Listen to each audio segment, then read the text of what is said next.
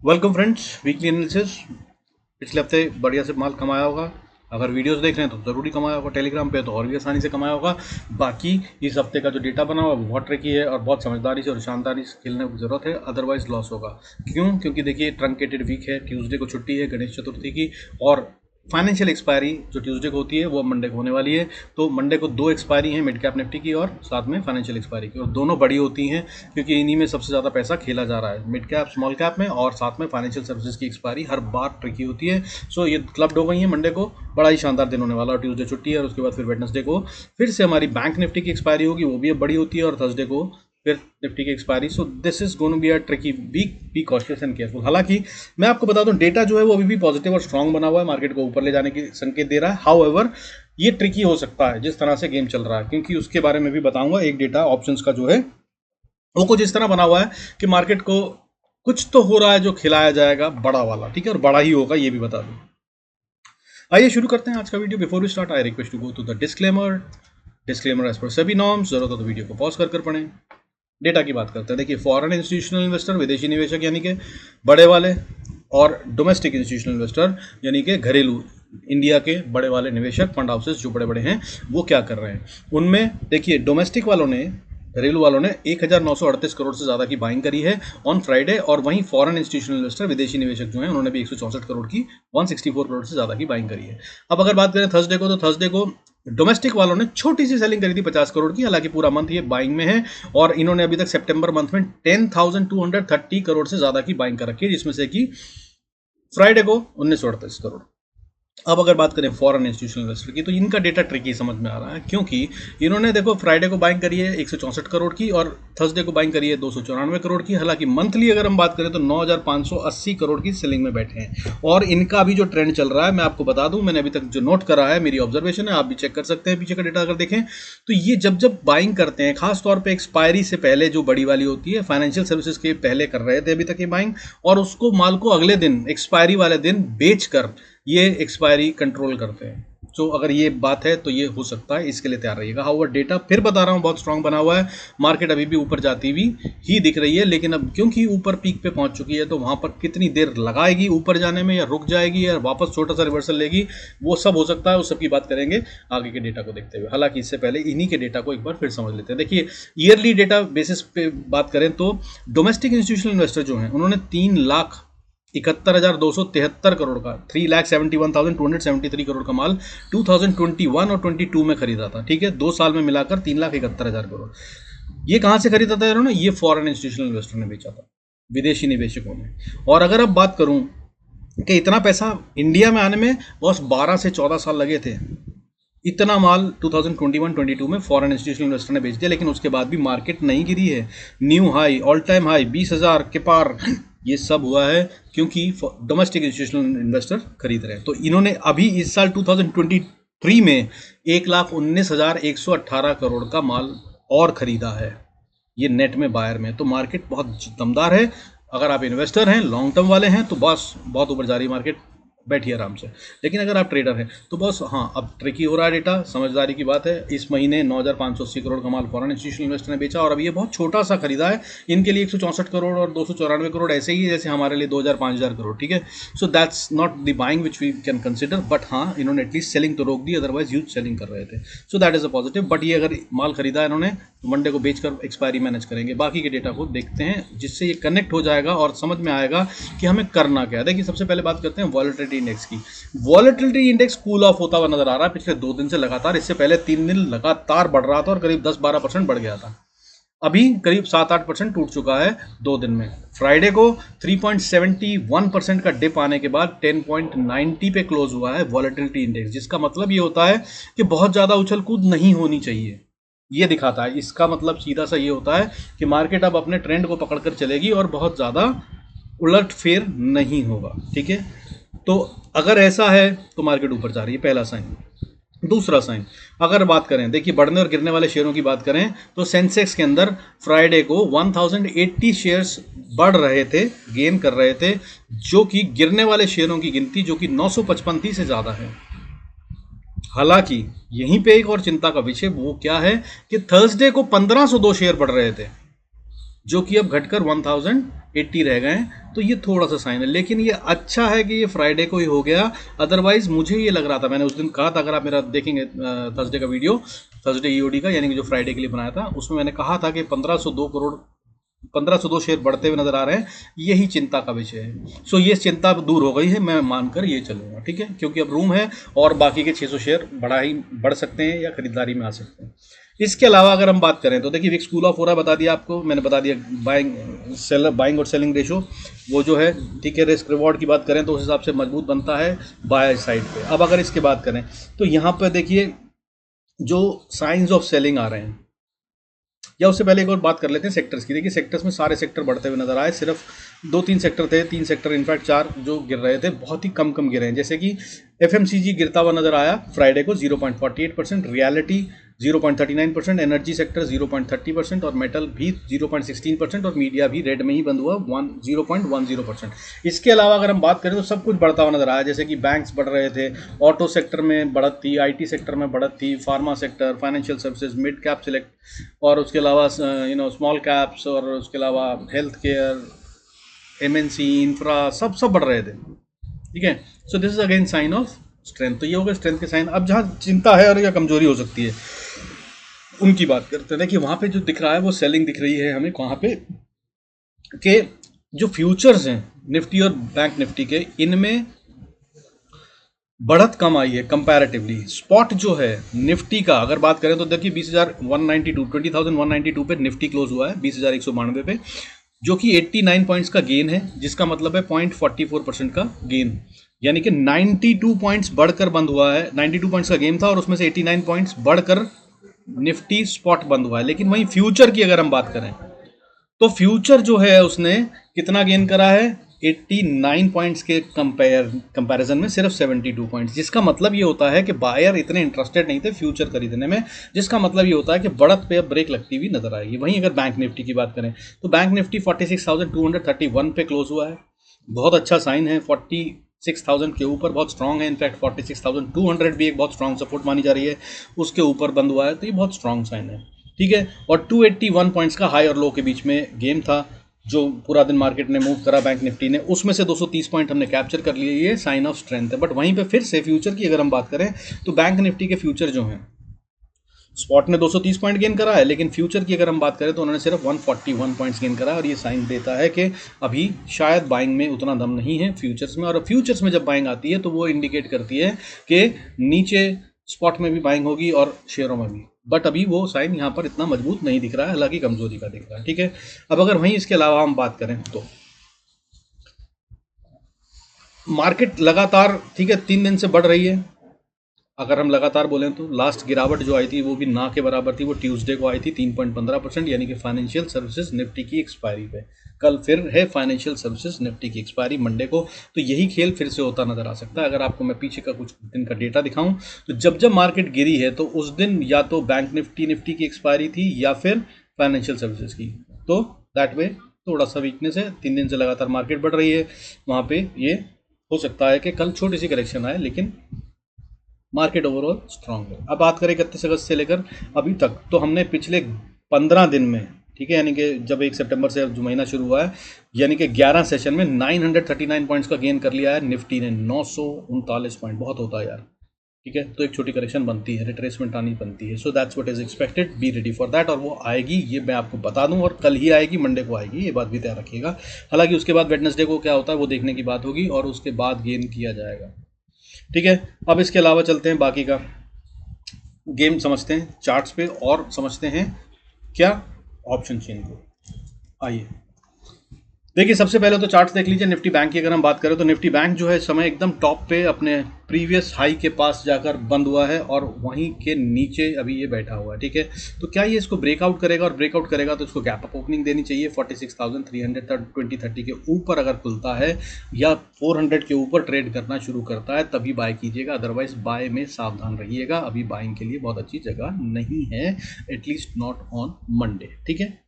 अब अगर बात करें उस हिसाब से कि कैंडल वाइज, तो कैंडल इसने देखिए, इससे पहले वाली कैंडल को अगर हम ये बोलें डेली चार्ट है, तो हमारे जो थर्सडे 14 सितंबर की कैंडल बनी थी वो एक अच्छा डोजी बना था, दोनों तरफ की बड़ी लंबी लंबी लेग्स थी, और अगर बात करें तो उसके हाई को तोड़कर मार्केट ऊपर क्लोज करी है, which is a sign of strength. ठीक है, बायर अगर स्ट्रांग है तो मैं बता रहा हूँ कि मंडे को सीधा गैप अप होना चाहिए और उसके बाद मार्केट को बिना पीछे देखे और ऊपर की तरफ जाना चाहिए, तभी ये मार्केट बाय में है। अदरवाइज यहाँ पर मार्केट या तो साइडवेज जाएगी और ऑप्शंस के प्रीमियम खाए जाएंगे, या फिर ये नीचे की तरफ एक करेक्शन देगी और फिर ऊपर बढ़ेगी। यानी कि इसका जो चार्ट बनता हुआ नज़र आ रहा है वो मुझे कैसा नज़र आ रहा है, वो या तो कुछ ऐसा कि ये यहाँ से यहाँ से यहाँ से यहाँ से यहाँ से यहाँ से यूँ करके चलता जाएगा, या फिर ये अब यहाँ से वापस थोड़ा सा नीचे आएगा और फिर ये ऊपर जाएगा, और ऐसे अगर होता है तो ये बहुत अच्छी बढ़त होगी। ठीक है, अदरवाइज़ ये अब रेजिस्टेंस का काम करेगी। ये हो गया आपको चार्ट निफ्टी बैंक का समझ में आ गया। अब अगर हम बात करें कि निफ्टी की, तो निफ्टी भी देखिए कुछ इसी तरह का गेम बना रहा है, लेकिन इसने अपने हाई को तोड़कर ऊपर क्लोजिंग दी है। डोजी बना था थर्सडे वाला, वो भी सेम है, यहाँ पर भी कहानी वैसी ही है और उसके अंदर में कोई डिफरेंस नहीं है। Than only difference is that इसकी क्लोजिंग इसके ऊपर है और ये प्रीवियस हाई से भी बहुत ऊपर है। ठीक है, और निफ्टी में बहुत ताकत दिख रही है, मैं बार बार आपको बता रहा हूँ, और अभी भी स्ट्रांग है। यहाँ तक बात समझ में आ गई, तो अब आपको ऑप्शन चेन बता देता हूँ, फिर उसके बाद बताएंगे लेवल्स कहाँ पे एंट्री कहाँ पे एग्जिट करनी है। देखिए ऑप्शन चेन के अंदर अगर आप देखें तो सबसे पहली चीज़ जो है ना ऑप्शन चेन में आपको देखने की ज़रूरत है, ये बैंक निफ्टी की ऑप्शन चेन है, कि इसके अंदर में हो क्या रहा है कि सब बाय कर रहे हैं यार, और जो कॉल्स राइटर थे, कॉल राइटर ने बहुत स्ट्रांग कवरिंग करी है, शॉर्ट कवरिंग क्यों करी है।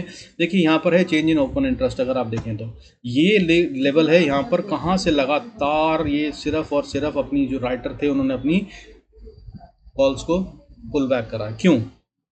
क्योंकि बॉस इनकी प्राइस खतरे में, वो भी कब?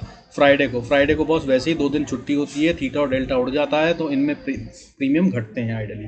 मगर ये इतनी महंगी वाली ऑप्शंस इन्होंने क्यों कवर करी हैं? क्योंकि मार्केट को ऊपर जाना है, सीधी सी बात, इतनी सी जो मेरी समझ में आ रही है। बाकी आप जिस तरह से समझें वो आप लगा सकते हैं, लेकिन आप ये समझ लीजिए कि अच्छी खासी 41,000 49,000 बहुत बढ़िया लेवल से, कौन से लेवल से हो रही है ये?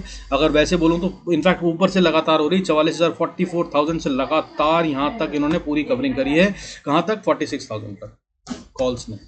वहीं अगर पुट की बात करें तो पुट में भाई कहीं भी शॉर्ट कवरिंग नहीं है, बल्कि राइटिंग जो है वो बढ़ती जा रही है, स्ट्रॉन्ग राइटिंग है।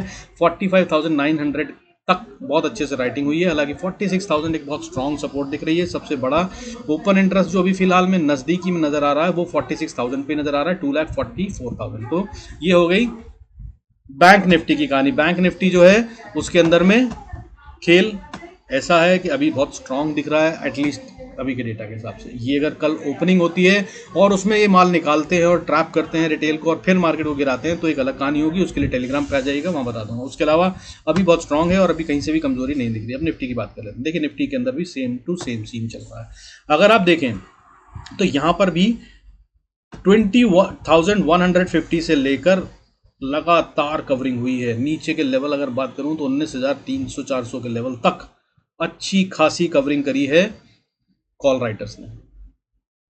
जबकि वहीं अगर हम बात करें तो पुट्स में जो है वो राइटिंग ही हो रही है, छोटी सी कवरिंग यहाँ पर है 19,900 से 950 के पास, बहुत ज़्यादा नहीं है, लेकिन इसमें अभी ओपन इंटरेस्ट ठीक ठाक बना हुआ है। अगर इंपॉर्टेंट लेवल की बात करूँ तो देखिए यहाँ पे 1,17,000 सबसे बड़ा ओपन इंटरेस्ट, और उसके बाद 1,39,000 20,100 पे ओपन इंटरेस्ट ये बना हुआ है इन निफ्टी। और वहीं अगर कॉल्स की बात करूं तो 20,200 इज दी स्टिफ रेजिस्टेंस, जिसको पार करते हुए अभी हम फिलहाल टाइम लगा सकते हैं, इसलिए बोल रहा हूं साइड में। आपको अब ऑप्शन चेन भी समझ में आ गई। आइए अब चलते हैं कहाँ पे, अपन चलते हैं सीधा का सीधा कहाँ पे, अपने चार्ट्स पे लेवल्स देखेंगे, कौन से लेवल पे एंट्री, कौन से पे एग्जिट और किस तरह से करना है ट्रेड। देखिए खेल आपको मैं समझा चुका हूँ, अगर आपको समझ में आ गया तो कॉपी पेन लेके नोट कीजिए लेवल्स और उसके हिसाब से काम कीजिए और अकॉर्डिंगली बात कीजिए और ट्रेड कीजिए, तो आपको फ़ायदा होगा। ठीक है, नहीं तो मैं बता रहा हूँ कितने भी वीडियो देख लीजिए सिर्फ लॉस होगा और आप जुआ कर रहे हैं अगर आपको पहले से अपना गेम नहीं पता।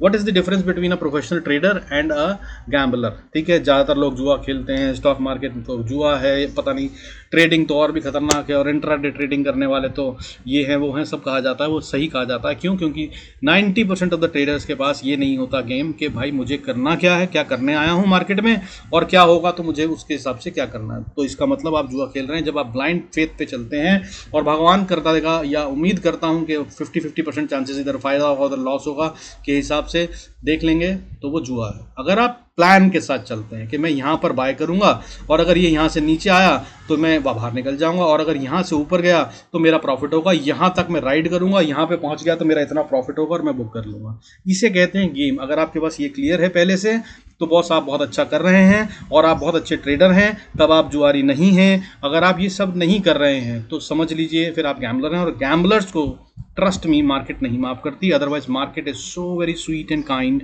ये किसी को लॉस देती ही नहीं है। आपको बता देती है कि मैं ये कर रही हूँ, यहाँ पे रुको, निकलो, टाइम देती है, वहाँ पे प्राइस रुकती है, आप अगर निकल गए तो ठीक, नहीं तो अगर आप उम्मीद में बैठे अरे शायद शायद शायद, तो फिर मार्केट कहती है देखो मुझे तो चलना ही है, बाकी बहुत सारे लोग हैं, तुमने नहीं करा तो कोई बात नहीं, अब मैं चली। फिर वो नीचे या ऊपर जहाँ भी जाना चाहती है वो वहाँ जाती है और आप ट्रैप फील करते हैं और आपको लॉस होता है। अदरवाइज अगर आपने सोच रखा है इस पॉइंट पे मैं निकल जाऊंगा, maintain the discipline end game. खैर ये हो गई लर्निंग की बात, अब बात करते हैं लेवल्स की। तो अब बात करते हैं निफ्टी में कहाँ बाय करना है। स्पॉट की बात है, देखिए सबसे पहले इंपॉर्टेंट लेवल जो है आपको 20,181, इसको नोट कर लीजिए। इसके ऊपर अगर मार्केट है तो बहुत सेल नहीं करना है। 20,081 भी क्यों मैं आपको बोल रहा हूँ, 170 से लेकर 181 का एरिया, इसको मानकर चलिए। जब तक मार्केट इसमें ट्रेड मत कीजिए, इसके ऊपर है 81 के, तो सिर्फ बाय का ट्रेड सोचिए। और अगर ऊपर जाती है मार्केट इसके, ठीक है, तो जो है आपको 20,200 तक मार्केट आराम से ले जाएगी, और उसके बाद फिर जाने को 20,230 तक ये प्रॉब्लम नहीं है। 2030 का जो एरिया है यहाँ पर आकर रेजिस्टेंस आएगी, अगर गिरना है तो यहाँ से गिरेगी। अगर गैप अप होता है जो यहीं पे होता है 20,200 2030 के आसपास, तो बहुत कॉशियसली बैठ जाइएगा और ट्रेड मत लीजिएगा, मार्केट को डिसाइड करने दीजिएगा कहाँ जाना है। मेरे हिसाब से अब जो है वो 20,180 नहीं टूटना चाहिए। जब तक ये नहीं टूट रहा है तब तक सब कुछ कंट्रोल बुल्स के में है और मार्केट बहुत अच्छे से ऊपर जा रही है। और अगर ये लेवल टूटा तो फिर मार्केट सीधा नीचे की तरफ में आएगी, जो कि सीधा 20,080 70 तक ला सकती है। ठीक है, तो अब लेवल्स मैंने क्या बताए हैं नोट कर लीजिए फिर से। ऊपर जाना है तो 20,180 के ऊपर है तो बाय कीजिए। ऊपर में अटकती हुई नजर आएगी 20,200 2030 पे फॉर श्योर, हालांकि बीच में एक छोटी सी रेजिस्टेंस 200 के पास भी आती है, 185 से 200। ठीक है, और अगर 230 के पार ट्रेड करने लग जाए मार्केट, तो फिर बॉस इसको बनाइए स्टॉप लॉस 10-20 पॉइंट नीचे का लगाकर, और फिर तो बाय करके बैठ जाइए। फिर ये मार्केट कहाँ जा रही है ना, वो कहना बड़ा मुश्किल है, क्योंकि मुझे इसके ऊपर जो लेवल नज़र आ रहा है वो सीधा सीधा 20,600 का लेवल नज़र आ रहा है। बीच में छोटे मोटे लेवल नज़र नहीं आ रहे। 20,500 से 600 को छूती हुई नज़र आ रही है, अगर ये 230 के ऊपर जाती है। 400 पॉइंट का गेम कम से कम। सो तब आप राइड कीजिएगा, स्टॉप लॉस ट्रेल कीजिएगा और एंजॉय कीजिएगा। अब नीचे की बात कर लेते हैं। अगले हफ्ते के लिए अगर नीचे आना है तो देखिए सबसे पहले इंपॉर्टेंट लेवल जो है वो मेरे हिसाब से 20,160 के आसपास का बनता है। 160 को ये तोड़ दे तो फिर ये नीचे की तरफ जाने की कोशिश कर सकती है। हालांकि तब भी छोटे छोटे ट्रेड लीजिएगा, बहुत ज़्यादा कमजोरी नहीं है, तब भी बुल्स के ही कंट्रोल में है मार्केट, ये बात रहेगी। लेकिन उसके बाद जो इंपॉर्टेंट लेवल आता है वो आता है फाइट जोन है, वॉर जोन है। और वॉर जोन का मतलब क्या होता है, वहाँ पर अपने ऑप्शंस में अगर आप ट्रेड कर रखे हैं बाय का, तो उससे बाहर निकल जाइए, क्योंकि वहाँ पर मार्केट या तो टाइम लगाएगी या डायरेक्शन चेंज कर सकती है। ठीक है, ये होता है वॉर जोन, हमेशा के लिए याद रख लीजिए, हर वीडियो में बताता हूँ। अब 20,115 से लेकर 20,100 मान लीजिए या 20,090 मान लीजिए, यहाँ तक जो एरिया है इसमें बहुत स्ट्रांग फाइट होगी बुल्स एंड बियर के बीच में। क्योंकि अगर बुल्स को जीतना है तो इसके नीचे मार्केट को नहीं जाने देना चाहिए उनको, और अगर बियर्स को जीतना है तो इसके नीचे मार्केट को तो लाना सबसे पहला टारगेट होगा। ठीक है, सो यहाँ पे सावधान रहिएगा। और अगर ये लेवल टूट जाए, नीचे की तरफ चले, हालांकि मुझे 20,040 से 60 का एरिया दिख रहा है कि वो किसी भी तरह से टूटेगा नहीं। फ्लिकर भी मारा, अगर झटका मार के नीचे गई मार्केट तो वहाँ से बाउंस कर जाएगी। लेकिन अगर वहाँ से नीचे चली 20,040 60 को भी तोड़ दिया तो फिर 20,000 को ये छोड़ देगी। फिर ये 19,980 से लेकर 20,000 ही है वो पॉइंट जहाँ तक ये जा सकती है डायरेक्टली। ठीक है, और अगर इसको तोड़ दिया अगले हफ्ते तो फिर 974 अगली सपोर्ट है, और अगर इसको तोड़ दिया तो फिर 935। और अगर 935 को तोड़ा ना दोस्त, तब एक चिंता का विषय होगा, क्योंकि फिर एक बड़ा फॉल आता हुआ नजर आ रहा है, जो कि हालांकि सीधा 19,800 तक ले जा सकता है। लेकिन उसके बीच में जो वॉर जोन पड़ेगा, जहाँ पे बुल्स एंड बियर फिर शायद फाइट करें, हालांकि बहुत ऊपर जा चुके हैं। अगर यहाँ तक आ गए तो इसका मतलब बियर्स के कंट्रोल में ज़्यादा है मार्केट, लेकिन फिर भी वॉर जोन है, क्योंकि यहाँ पे पैसा लगा हुआ है बहुत ज़्यादा। ठीक है, वो लेवल होगा 19,890 से लेकर 19,840 का एरिया है। इसके बीच में अगर आकर मार्केट साइडवेज हो जाए या कंसोलिडेशन फिर से शुरू हो जाए या बाउंस बैक कर जाए, वो सारी पॉसिबिलिटीज़ यहाँ पे बनती हैं। हाउएवर अगर इसको भी तोड़ दिया तो फिर जो अगला लेवल आता है, ठीक है, वो आता है सीधा 750-20 का। 750 से लेकर 720 है, जहां पर फिर मार्केट अगर रुकी तो रुकी अगले हफ्ते, नहीं तो फिर इसके भी नीचे। और उसके बाद फिर अगर हम बात करें तो मोस्ट इंपॉर्टेंट पॉइंट, जिसका मतलब होगा कि बुल्स मार्केट से बाहर चले गए हैं, अब खरीदारी बिल्कुल बंद कर दीजिए, जो प्रॉफिट्स हैं उनको भी बुक कर लीजिए या फिर अपने पैसे को बचाइए और सेल के ही ट्रेड ढूंढिए। वो लेवल होगा 19,650-60 का, या अगर आप इसको रेंज में लेना चाहें तो 19,600 से 650 का एरिया है। इसमें आकर मार्केट को रुक जाना चाहिए अगले हफ्ते, अगर किसी तरह से गिरती भी है, और उस वहाँ से बाउंस कर लेना चाहिए। और कहीं 19,500 तोड़ दिया तो बॉस फिर सिर्फ सेल और सेल और सिर्फ सेल के ही ट्रेड ढूंढिएगा और कुछ मत करिएगा। अब बैंक निफ्टी की बात कर लेते हैं। देखिए बैंक निफ्टी की बात करते हुए चलें तो इंपॉर्टेंट लेवल्स की बात करूँ तो इसमें छोटे छोटे लेवल जो है वो ऊपर में दिख रहे हैं, नीचे में नहीं। अगर नीचे आना है इसको तो बहुत तेज आएगा, ऊपर जाना है तो इसको टाइम लग सकता है। वो क्या लेवल्स हैं वो सुन लीजिए। देखिए अगर सबसे पहले बाय नहीं करना है, अभी फिलहाल ये बाय में नहीं है, अगर ये गैप अप ओपनिंग देता है 46,230 के ऊपर ट्रेड करने लगता है तभी बाय कीजिएगा। हालांकि सेल मत कीजिएगा। कब तक? जब तक 45,890 ना तोड़ दे। नीचे में बहुत बड़ा रेंज है, 890 के नीचे ही सेल का सोचिएगा, उससे पहले सिर्फ स्कैल्पिंग कर लीजिएगा, अदरवाइज खतरनाक हो जाएगा। तो अब ऊपर के लेवल बात करते हैं। 46,230 के ऊपर अगर चला गया तो फिर ये अगली रेजिस्टेंस छोटी सी, हालांकि फेस करेगा वो 320 के आसपास। 320 से इनफैक्ट अगर आप एरिया चाहें तो एरिया मान लीजिए, नहीं तो नेक्स्ट लेवल की बात करें तो 46,380 का लेवल है जहां पर ये अटकता नजर आएगा। लेकिन अगर ये गैप अप होता है और यहां तक पहुंच जाता है तो मुझे ये लग रहा है कि ये 380 को पार कर जाएगा, और 380 को अगर इसने पार कर दिया और खास तौर पे अगर क्लोजिंग बेसिस पे कर दिया तो बॉस ये एक बहुत अच्छा ऊपर का मूव दिखा रहा है, जो हमें 46,600 फिर उसके बाद 47 और 48,000 तक ले जा सकता है। ये होगा बैंक निफ्टी का अगले हफ्ते का, और वो ब्लू स्काई जोन है, कोई पुरानी रेजिस्टेंस या कुछ चीज़ नहीं होगी, तो इसलिए फिर ये बहुत तेज चलता हुआ नजर आएगा। ठीक है, अगर आप देख पा रहे हैं तो यहाँ पे खेल है। लेकिन अगर अब इसको नीचे आना अगर तो बस ये ऑलमोस्ट एट द पॉइंट है, यहीं से वापस जाएगी, ये नीचे बहुत ऊपर जा नहीं रही है। क्या लेवल्स हैं देखिए, अभी क्लोजिंग जो हुई है वो 46,230 के आसपास है। 200 नीचे अगर आना है तो 230 को पार नहीं करेगी ये। ठीक है, और फिर छोटी सी सपोर्ट अगर बोलें तो 160 पे भी है। 160 इज दी प्लेस जहाँ से 160 से इनफैक्ट 100 का एरिया है, 130 का एरिया मान लीजिए। यहाँ पर अगर बुल्स एंड बीएस के बीच में फाइट होकर वापस उसको बाउंस कर जाना चाहिए, अगर ये नीचे आती भी है किसी कारण से, कोई ट्रैपिंग भी होती है तो, और उसके बाद फिर ये वापस से ऊपर चली जानी चाहिए। नहीं तो फिर ये नीचे आ रही है, और नीचे आ रही है तो फिर जो ये आ रही है वो 45,965, और उसके बाद फिर जो इंपॉर्टेंट सपोर्ट अगर आती है जहाँ से बाउंस की उम्मीद है वो 880 के आसपास है। 880 से लेकर 800 का एरिया जो है यहाँ पे बहुत हाई प्रोबेबिलिटी है कि बहुत स्ट्रॉन्ग फाइट होगी यहाँ पे। अगर हो तो आप ऑप्शंस के अंदर सिर्फ स्कैल्पिंग कीजिएगा और अपनी पोजीशन बुक कर लीजिएगा, क्योंकि यहाँ पे मार्केट टाइम बिता सकती है। और अगर कहीं इसको एक झटके में पार करा ना तेजी से, बड़ी कैंडल से, लॉन्ग कैंडल जिसे सुपर कैंडल कहते हैं, तो फिर ये खतरनाक होगा। याद रखना फिर बुल्स बाहर हो गए हैं, बुल्स को हरा दिया गया और नीचे की तरफ जा रही है मार्केट, और अगला लेवल जो है वो सीधा आएगा, वो आएगा 45,600 के पास। ठीक है, 630 से 600 मान लीजिए, ये वो 590 मान लीजिए, ये वो एरिया है जहां पर आकर बाउंस कर लेना चाहिए मार्केट को। बैंक निफ्टी को अगर नहीं करा तो फिर ये नीचे की तरफ जाने को तैयार है। हालांकि उसके बाद सपोर्ट्स बहुत जल्दी जल्दी आएंगी। उसके बाद अगली सपोर्ट जो है 45,437 पे, उसके बाद 336 पे, उसके बाद 180 पे, और उसके बाद फिर 44,900 का लेवल है जिसको ये छूती हुई नजर आएगी। और अगर इसको तोड़ दिया तो फिर 800 से लेकर 662 का एरिया है, जहां पर कि बैंक निफ्टी 44,800 से 660 का एरिया मान लीजिए, ये वो एरिया है जहां पर आकर बुल्स एंड बियर्स के बीच में फाइट होगी, और यहां से फिर वापस बैंक निफ्टी कोशिश करेगा संभलने की और बाउंस बैक करने की। अदरवाइज नहीं तो फिर और भी गिरावट आ सकती है। हालांकि इसको भी तोड़ता हुआ मुझे नजर तो नहीं आ रहा अगले हफ्ते।